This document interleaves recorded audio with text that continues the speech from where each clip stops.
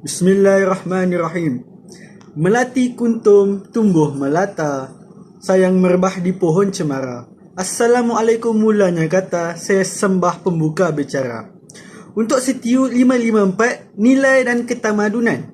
Kami ditugaskan untuk melakukan kajian untuk wawasan 2020, iaitu misi negara yang besar di Malaysia. Dengan menyusun hasil penyelidikan kami dari artikel-artikel yang kami peroleh di laman sesawang internet. Dalam jangka panjang, Malaysia menggariskan tugas-tugas utama yang perlu dilaksanakan bersama rakyat jelata. Sebab itulah lahirnya Wawasan 2020, misi nasional negara ini. Namun, apa yang pasti, pengenalan Wawasan 2020 yang keramat ini jelas membuktikan negara ini sentiasa memikirkan kepentingan negara dan rakyatnya. Secara amnya, Wawasan 2020 adalah matlamat kerajaan untuk menjadikan Malaysia sebuah negara maju mengikut piawaiannya sendiri menjelang 2020. Wawasan 2020 menggariskan hala tuju untuk mencapai status negara maju dengan sasaran pertumbuhan ekonomi tahunan sebanyak 7% menjelang 2020. Berpegang kepada slogan Malaysia boleh, masa yang diberikan dianggap sudah memadai untuk merealisasikan harapan ini. Lebih-lebih lagi, kemunculan bangunan pencakar langit seperti koridor Multimedia Raya, Menara Berkemah Petronas dan Menara Kuala Lumpur adalah bukti jelas bahawa negara semakin optimis untuk mencapai rancangannya. Sekali imbas, Wawasan 2020 nampaknya merupakan wawasan ekonomi semata-mata, menangani isu pembangunan ekonomi Malaysia ke arah negara maju. Namun, apabila diperhalusi, ia sebenarnya menyentuh isu-isu yang berkaitan dengan aspek sosial kehidupan seperti pendidikan, perwatakan kebangsaan, moral dan etika, budaya kebangsaan dan pembangunan sumber manusia. Wawasan 2020 bukanlah slogan untuk dilaungkan, tetapi rangka tindakan untuk semua rakyat mengambil langkah konkret bagi memastikan Malaysia menjadi sebuah negara yang benar-benar maju dan makmur. Dalam konteks ini, pandangan sedemikian memerlukan beberapa perisian penting. Ini termasuk kualiti tenaga kerja yang dihasilkan oleh sistem pendidikan, perubahan sikap dan nilai, penekanan kepada sains dan teknologi termaju, perancangan dan peranan yang lebih dinamik untuk sektor swasta. Kita teruskan perbincangan kita dengan pembentang seterusnya. Baiklah, seterusnya kita akan beralih kepada latar belakang Wawasan 2020. Wawasan 2020 diperkenalkan pada 28 Februari 1991 oleh Tun Dr. Mahathir Mohamad. Wawasan 2020 ini merupakan tindakan terhadap perubahan ekonomi yang giat mengembang, sosial dan politik yang berlaku di dalam negara atau di peringkat antarabangsa. Wawasan ini dijadikan sebagai satu garis panduan dan rangka kerja mengenai pendekatan yang akan dilaksanakan dalam menjadikan negara Malaysia sebagai negara yang lebih maju. Terdapat beberapa objektif penubuhan Wawasan 2020. Antaranya adalah membasmi kemiskinan dan kemunduran ekonomi melalui kerjasama tanpa mengira bangsa, mencapai kesamarataan pendapatan individu. Ketiga, membentuk negara maju dengan acuan tersendiri dari aspek ekonomi, sosial, politik, spiritual, psikologi dan juga budaya. Seterusnya adalah mencapai 9 cabaran-cabaran Wawasan 2020. Wawasan 2020 diperkenalkan pada 28 Februari 1991 oleh Tun Dr. Mahathir Mohamad.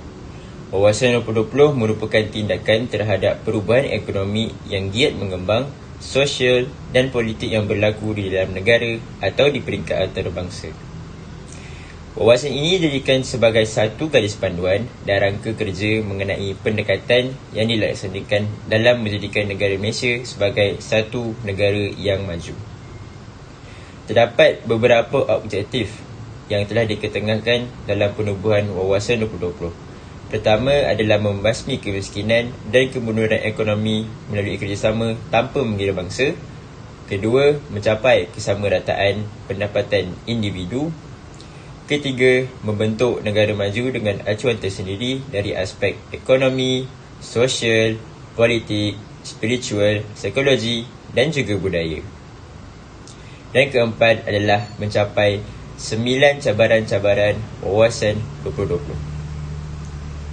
Matlamat Wawasan 2020 adalah menjadikan Malaysia sebagai sebuah negara yang maju dengan cara yang tersendiri tanpa terikut kepada cara dan corak maju yang sedia ada, dan juga tidak diukur dengan pencapaian lahiriah sahaja tetapi dari juga sudut rohaniah.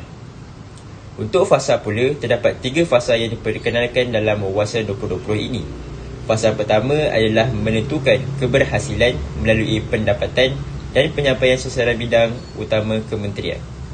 Ini digadiskan dalam Dasar Pembangunan Nasional ataupun DPN, di mana dasar ini merupakan dasar yang memberi nafas baru kepada usaha pembangunan yang lebih seimbang dalam membasmi kemiskinan tegak.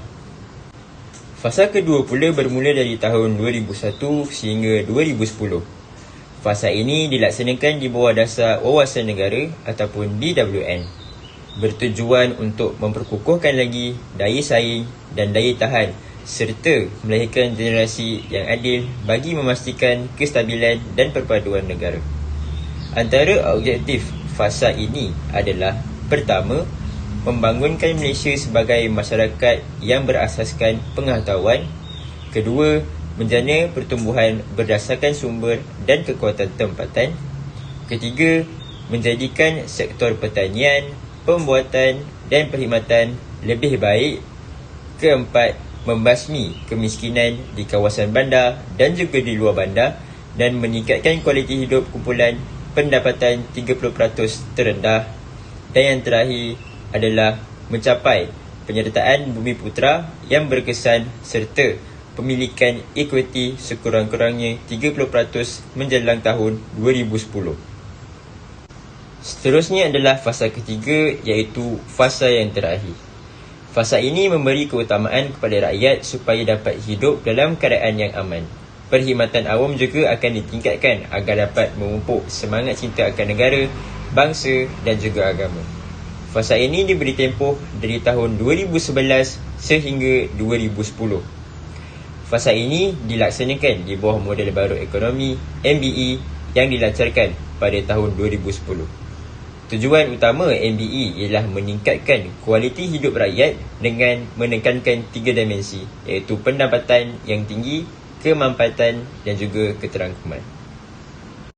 Seterusnya, saya akan membentangkan berkenaan dengan cabaran wawasan 2020, di mana di sini terdapat 9 cabaran utama. Cabaran yang pertama adalah mewujudkan negara Malaysia yang bermatlamat yang dapat dikongsi secara bersama. Di sini secara dasarnya Malaysia antara negara yang terkenal dengan perpaduan yang berbilang kaum yang kukuh. Juga pembentukan bangsa yang bersatu boleh dianggap sebagai syarat utama untuk menjayakan wawasan 2020 ini. Cabaran yang kedua ialah mewujudkan masyarakat yang berjiwa bebas, tenteram dan maju. Apa yang dimaksudkan ialah masyarakat Malaysia ini mesti mendapat dikenali melalui usaha mencapai kecemerlangan dan tidak mengalah kepada sesiapa, agar kita dihormati oleh rakyat di negara lain. Pelbagai aspek boleh dicapai antaranya dalam bidang akademik, sukan, pertanian, pembangunan, sains dan teknologi. Cabaran yang ketiga ialah mewujudkan dan membangun masyarakat demokratik yang matang, yang mana bermaksud mengamalkan satu bentuk persepahaman yang matang. Demokrasi Malaysia berasaskan masyarakat yang boleh menjadi contoh kepada negara luar dan berasaskan muafakat atau juga boleh disebut sebagai politik budiman. Apa yang dimaksudkan dengan politik budiman adalah seperti membahas perkara berdasarkan hujah dan ilmu, bukan fitnah dan caci maki semata-mata. Selain itu, salah satu contohnya adalah menerima adat, kalah dan menang dalam satu perbahasan ataupun undi, dan masih boleh menjadi kawan di luar daripada acara tersebut.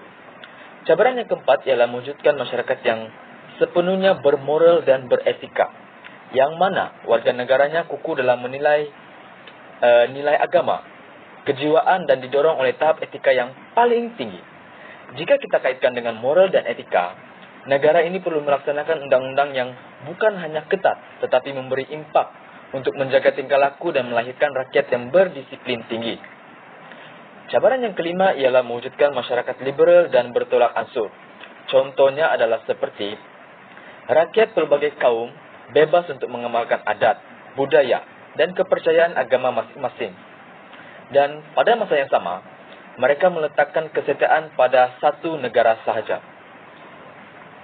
Kita tahu menghormati sesama rakyat yang berbilang kaum bukanlah hal yang mudah, yang mana individu perlu mempelajari sedikit sebanyak mengenai agama ataupun kaum tersebut bagi mengelakkan kesalahfahaman antara dua pihak. Cabaran yang keenam ialah mewujudkan masyarakat yang progresif, yaitu mempunyai daya perubahan tinggi dan memandang ke depan, yang bukan hanya menjadi kepada pengguna teknologi dari semasa ke semasa, tetapi juga menyumbang kepada tamadun, saintifik dan teknologi di masa hadapan. Cabaran yang ketujuh ialah mewujudkan masyarakat penyayang dan budaya menyayangi, iaitu adalah satu sistem sosial yang mana kepentingan masyarakat lebih utama daripada diri sendiri dan kebajikan insan kepada negara atau individu di sekeliling sistem kekeluargaan yang kukuh. Seterusnya adalah cabaran yang ke-8, yaitu pengagihan kekayaan negara secara adil dan saksama. Ini di mana wujud perkongsian sepenuhnya bagi setiap rakyat dalam perkembangan ekonomi. Masyarakat sedemikian tidak akan wujud jika masih ada pengenalan kaum berdasarkan fungsi ekonomi dan kesemua kemunduran ekonomi berdasarkan kaum. Cabaran yang terakhir, yang ke-9, ialah mewujudkan masyarakat yang mempunyai ekonomi bersaing dinamis, giat dan kental dari berbagai aspek. Ini menekankan masyarakat makmur rakyat untuk kita menikmati kehidupan yang serba-serbi mencukupi serta mampu menikmati taraf hidup yang baik. Cabaran ini menumpukan perhatiannya kepada bidang ekonomi dan pembangunan fizikal secara keseluruhan. Itu saja dari saya. Terima kasih. Bagi menghadapi cabaran ke-6, yang kita tahu cabaran ke-6 bagi melahirkan masyarakat saintifik dan progresif. Kerajaan telah menyediakan pelbagai beasiswa pendidikan bagi menyemarakkan lagi semangat rakyat Malaysia. Tujuannya untuk melanjutkan lagi pelajaran dalam bidang teknikal dan saintifik, misalnya bidang teknologi maklumat, kejuruteraan, bioteknologi dan lain-lain. Kita tahu yang untuk melahirkan masyarakat negara maju, masyarakat mestilah disokong oleh kemahiran dan kepakaran sains. Sebab kalau tak ada macam teknologi sebagainya, usaha saja tak boleh pergi jauh. Macam tu. Dari sudut pendidikan menengah pula, banyak program seperti sekolah penyayang yang dilihat memberi perhatian yang sangat tinggi terhadap kecemerlangan akademik dan kurikulum dalam projek-projek mentor-menti dan sebagainya. Selain daripada itu, kerajaan juga memperuntukkan sebilangan besar perbelanjaan bagi menyediakan kepakaran tenaga manusia dan juga kemudahan R&D. R&D di sini bermaksud research dan development, yang mana banyak memanfaatkan negara dalam sudut peningkatan hasil komoditi yang kita tahu dekat Malaysia seperti sawit dan getah. Sebagai contoh, institusi penyelidikan banyak menjalankan penyelidikan untuk memanfaatkan kelapa sawit dan termoplastik iaitu getah bagi penghasilan tenaga atau polimer gantian seperti biodiesel. Hasil daripada kemudahan tersebut, kita bukan saja boleh mencedok atau mengubah suai semua idea, malahan kita juga mampu mencipta atau menambah baik dan memperbaharui idea. Dengan wujudnya masyarakat berteknologi tinggi, negara kita juga mampu membangunkan banyak kemudahan atau manfaat seperti KLIA, lapangan terbang antarabangsa Kuala Lumpur, dan Putrajaya, yang kita tahu dua benda ni lengkap dengan teknologi maklumat dan infrastruktur bersama maklumat yang tertinggi ni. Tak kurang daripada tu, pembangunan berasaskan teknologi juga yang banyak dapat dibina termasuk MSC, sistem pengangkutan LRT, komuter, monorail, ERL, miasat dan sebagainya. Itu merupakan cambahan idea daripada kemajuan sains dan teknologi negara kita yang jelas memudahkan kehidupan seharian rakyat Malaysia. Kesan daripada cabaran ke-6 ini, kita boleh lihat yang kualiti tenaga kerja, daya saing personal yang tak dapat dinafikan lagi secara tidak langsung akan menarik minat pelabur luar untuk melabur ke negara kita. Okey, selesai untuk cabaran ke-6. Bersama solusinya, kita akan terus kepada cabaran ke-7. Untuk cabaran ke-7 iaitu masyarakat penyayang. Kerajaan Malaysia menitikberatkan kebajikan insan kurang bernasib baik dengan menyediakan pelbagai bantuan sumbangan kepada insan tersebut. Buktinya banyak penubuhan persatuan kebajikan seperti Majlis Kanser Negara, Persatuan Orang Buta, Persatuan Orang Cacat dan banyak lagi.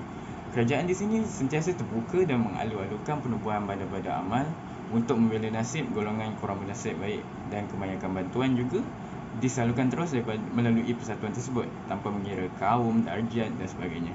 Tambahan lagi, kempen-kempen seperti derma darah di hospital kerajaan atau swasta dan pengumpulan dana untuk bantuan bangsa banjir macam bencana alam macam banjir ya. Semuanya ini untuk mewujudkan masyarakat penyayang dan mengekalkan sistem sosial yang positif. Kerajaan juga banyak menjalankan macam-macam program untuk mengukuhkan lagi semangat kejiranan dan perpaduan dalam kalangan rakyat. Seperti yang kita tahu sebelum ni, macam program Kampungku. Tujuannya untuk menyemai kembali kebiasaan budaya nenek moyang kita yang sayang akan kampung halaman. Perasaan inilah yang akan menjadi asas kepada kegiatan permuafakatan, misalnya melalui aktiviti gotong royong, rewang dan aktiviti kampung sebagainya. Bukan setakat daripada perasaan ini, ia juga akan menyebabkan individu dalam masyarakat tidak berani atau segan untuk membuat sesuatu yang boleh mencemarkan nama kampung. Yelah, kita selalu dengar orang tua cakap, jangan bagi malu orang kampung, jaga nama baik, jaga perangai. Daripada sini kita boleh nampak yang menjaga nama baik ini menjadi tanggungjawab semua penduduk. Pernah kan dengar peribahasa orang kata adab kampung, kampung dipertahankan. Yang mana mempertahankan kampung bukan setakat pertahankan daripada serangan musuh je, tapi juga jaga nama baik, tingkah laku dan orang-orang di sekitar yang terpalit juga. Ringkasnya, setiap individu sangat mengambil berat akan pandangan masyarakat terhadap mereka. Jadi kalau mereka nak buat jahat, mereka akan fikir dulu sebelum buat. Inilah merupakan salah satu ciri-ciri caring society atau masyarakat penyayang. Jadi masyarakat mestilah sama-sama membimbing dan mengawasi anak-anak remaja yang kini jauh daripada pengawasan ibu bapa. Amalan masyarakat penyayang sepatutnya diteruskan sampai ke kini. Persatuan-persatuan sukarelawan sewajarnya melibatkan lebih ramai belia-belia dalam program kekeluargaan, manakala bagi untuk tahap bekerja pula, majikan kena bagi perhatian dan kebajikan kepada pekerja dan mengisi kekosongan mereka yang jauh daripada ibu bapa. Hal ini akan bantu sedikit sebanyak memberi ketenangan jiwa yang akan dapat meningkatkan kualiti mereka sebagai pekerja. Kita nampak yang masyarakat penyayang merupakan masyarakat yang terbaik sebab ianya merupakan satu, orang kata, batu loncatan bagi segala nilai-nilai murni yang akan terus menjamin kewujudan kita sebagai bangsa yang maju dan dihormati dunia. Okey, selesai untuk cabaran ke-7, kita akan teruskan kepada cabaran 8 dan ke-9. Cabaran 8 ke-9 ni agak special sebab dia saling berkait, iaitu masyarakat adil dalam bidang ekonomi dan masyarakat makmur yang ada ekonomi bersaing, dinamik dan giat. Okey, kita perlu menimbang beratkan pasal pembedaran juga. Antaranya, kerajaan telah banyak menjalankan usaha seperti mengadakan KDNK. Yang kita tahu KDNK ni keluaran dalam negara kasar. Ia merupakan salah satu cara mengukur saiz ekonomi negara atau pendek kata untuk ukur pembelanjaan setiap individu. Hubungan ni macam ni, lagi tinggi KDNK, lagi makmur atau lagi besar ekonomi negara. Sebabnya pengaliran negara berjalan secara terus menerus. Okey, untuk kedua pula, banyak program pembangunan sumber manusia dipertingkatkan secara pesat. Yang kita tahu masyarakat ada masyarakat Bumiputera, bukan Bumiputera. Dalam hal konteks ni, Bumiputera digalakkan bersaing lebih fleksibel dalam peningkatan ekonomi supaya berdiri sama tinggi dengan yang bukan Bumiputera. Dengan ini, matlamat keadilan ekonomi dalam kalangan masyarakat akan tercapai sebab tak ada lagi konsep penilaian perniagaan atau status ekonomi melalui agama atau kaum, strata macam tu. Bukan setakat itu, kerajaan juga banyak menyalurkan sumbangan kepada rakyat dalam bentuk bonus dan juga peningkatan gaji. Kesan dibadannya, jumlah pendapatan negara atau isi rumah semakin meningkat. Kesannya, ekonomi negara juga akan kukuh. Penjanaan pendapatan akan lebih kepada setiap masyarakat. Sebabnya, kuasa membeli rakyat akan meningkat. Saling berkaitlah. Kita nampak cabaran ni, cabaran ke-9 juga untuk cabaran sistem kekeluargaan yang mana keluarga menjadi asas masyarakat dan masyarakat menjadi asas negara. Terima kasih. Saya akan teruskan kepada pembentang seterusnya. Seterusnya kita akan beralih kepada langkah-langkah untuk menghadapi cabaran-cabaran yang dinyatakan sebelum ini. Bagi mengukuhkan bangsa Malaysia yang bersatu padu, kita telah memperkenalkan pelbagai dasar-dasar dan program dalam tempoh 30 tahun lalu selain dasar ekonomi baru dan dasar pembangunan nasional. Dasar-dasar tersebut termasuk dasar pendidikan negara, dasar bahasa kebangsaan dan juga dasar kebudayaan kebangsaan. Perpaduan negara adalah matlamat penting dalam dasar dan program berkenaan. Kesemua dasar-dasar dan program ini boleh menyumbang ke arah hubungan sosial yang sihat di kalangan masyarakat majmuk. Konsep Satu Malaysia juga diperkenalkan, konsep satu gagasan bagi menyemai perpaduan dalam kalangan rakyat Malaysia yang berbilang kau, berteraskan beberapa nilai penting yang seharusnya menjadi amal setiap rakyat. Ianya merupakan pelengkap kepada pendekatan-pendekatan yang sedia ada untuk menjamin perpaduan dan juga kestabilan ke arah kemajuan dan pembangunan yang lebih baik. Jadi, secara ringkasnya, Satu Malaysia ialah kunci penting bagi membantu memastikan aspirasi negara wawasan 2020 tercapai jika dihayati secara mendalam. Aset penting sesebuah negara ialah rakyatnya sendiri.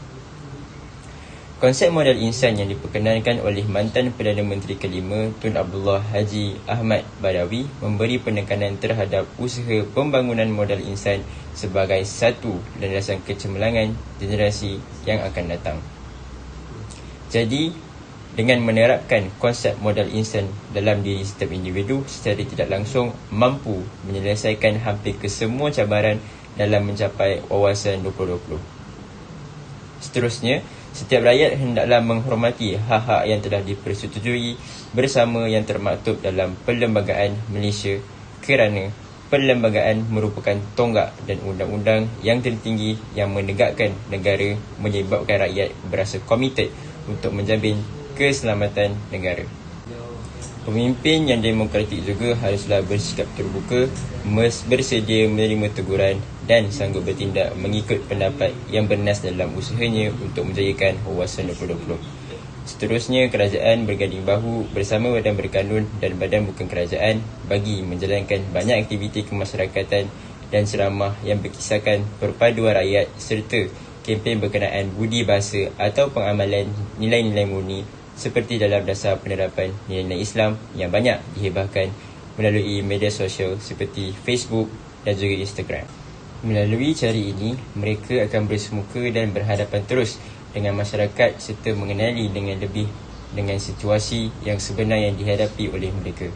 Tujuan program tersebut dijalankan tidak lain bagi menerapkan nilai-nilai asas kemanusiaan kepada semua masyarakat, lebih-lebih lagi terutamanya kepada kanak-kanak yang baru berusia setahun jagung. Terima kasih diucapkan kepada pembentang. Seterusnya kita akan beri sedikit kesimpulan dalam pembentangan kita pada kali ini.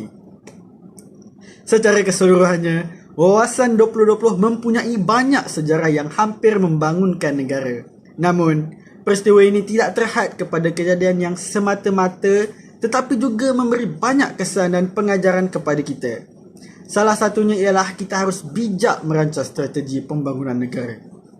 Sesebuah negara mesti mempunyai rancangan pembangunan yang sistematik untuk memastikan kemapanan pembangunan sosioekonominya. Segala kehendak dan kepentingan masyarakat perlu dipertimbangkan dalam perancangan pembangunan negara. Ini agar tidak ada pihak yang terpinggir dalam proses pembangunan negara. Untuk manfaat semua, sesebuah negara mesti mempunyai rancangan pembangunan yang telus. Kepesatan pembangunan negara pada masa itu adalah disebabkan oleh pengaruh kebijaksanaan pemerintah silam.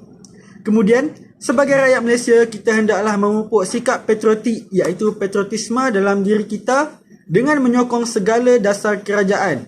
Dasar pembangunan sosial yang diperkenalkan negara benar-benar bermanfaat dalam menggalakkan perpaduan, kesesamaan dan integriti rakyat. Akhir kata dari saya, pon berangan tempat bertemu, girangnya rasa si anak dara. Baliklah tuan membawa ilmu, binalah bangsa, bangunkan negara. Sekian dari kumpulan kami. Terima kasih kerana sudi mendengar celoteh daripada kumpulan kami dan terima kasih sekali lagi.